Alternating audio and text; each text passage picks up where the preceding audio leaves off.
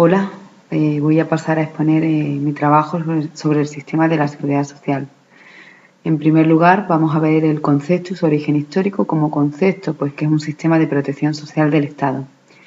Es decir, todas las personas en algún momento de nuestras vidas nos podemos encontrar en alguna situación de enfermedad, maternidad, accidente laboral o simplemente llegar a una edad avanzada de jubilación. El Estado pretende que mientras que estamos trabajando contribuyamos al sistema pagando unas cuotas y cuando nos encontramos en una de esas situaciones que acabo de decir, pues el sistema nos protege con unas prestaciones. Ese es el concepto en sí. Y su origen pues se remonta a Alemania.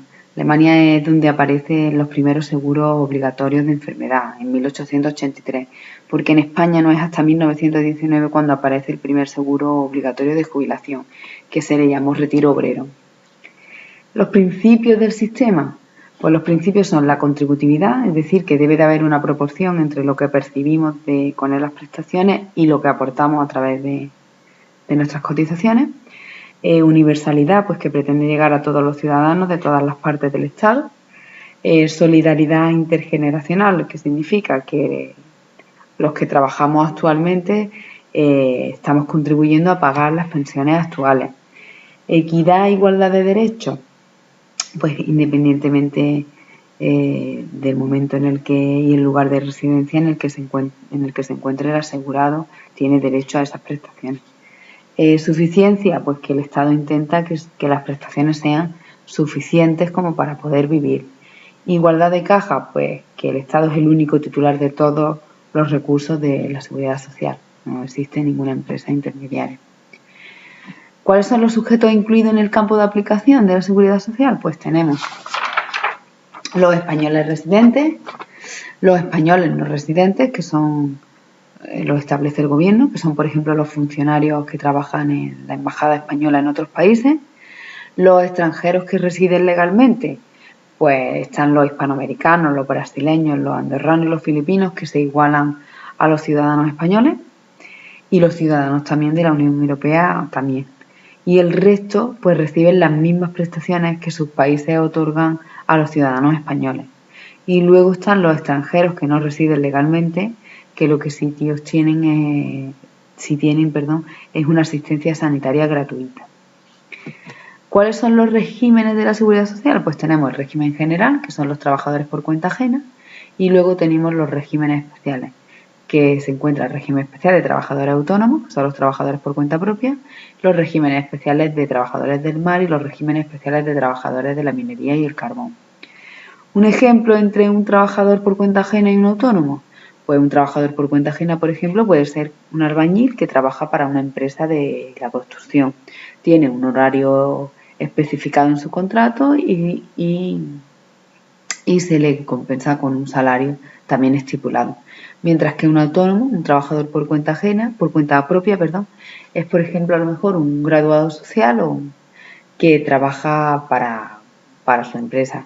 Es decir, que ni tiene un horario estipulado, ni tiene un sueldo todos los meses, sino que depende en función del trabajo que tenga.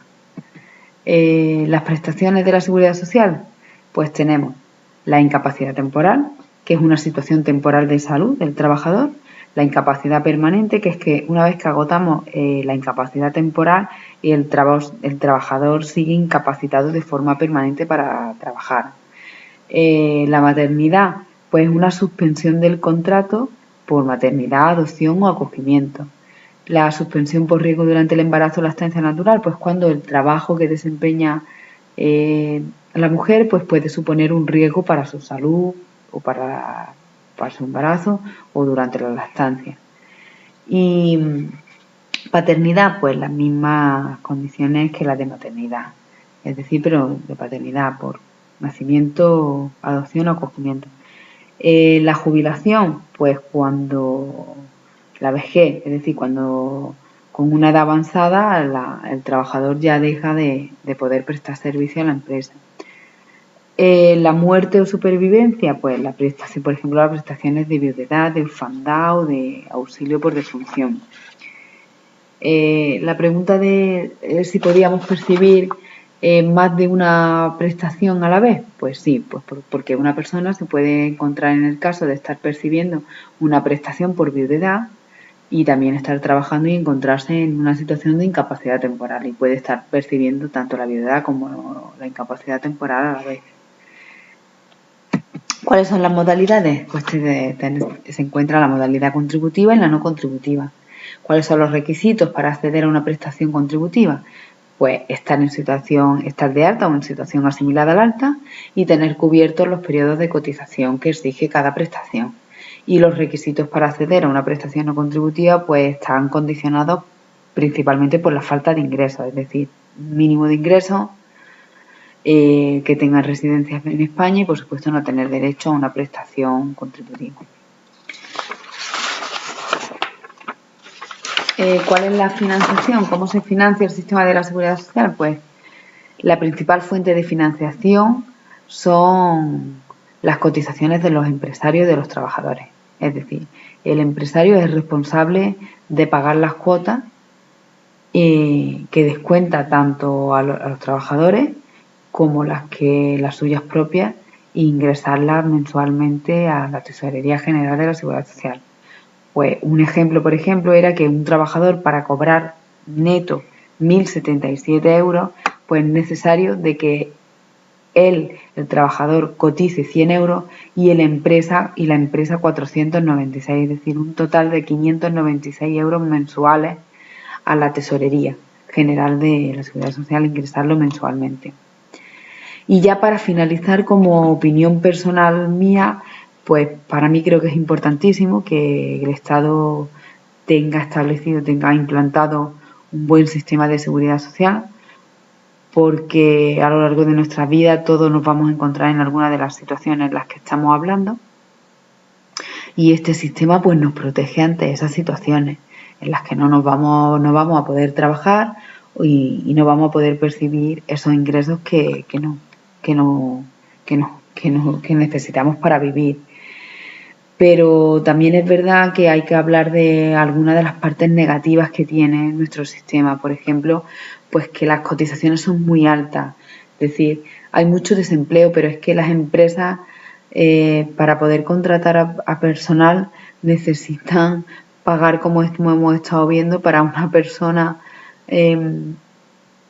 cobrar 1.000 euros, 600 deben cotizar entre una parte más pequeña, por supuesto, el trabajador y una parte muy alta la empresa. Entonces, en España se encuentra en una situación que hay mucho desempleo, pero es que también las cotizaciones son muy altas y los empresarios tienen verdaderas necesidades para poder contratar a los trabajadores, pero todo eso también significa que, por ejemplo, el sistema si no percibe, porque no hay gente trabajando, porque las empresas no contratan personal, no cotizan, tanto las empresas como los trabajadores, pero sí que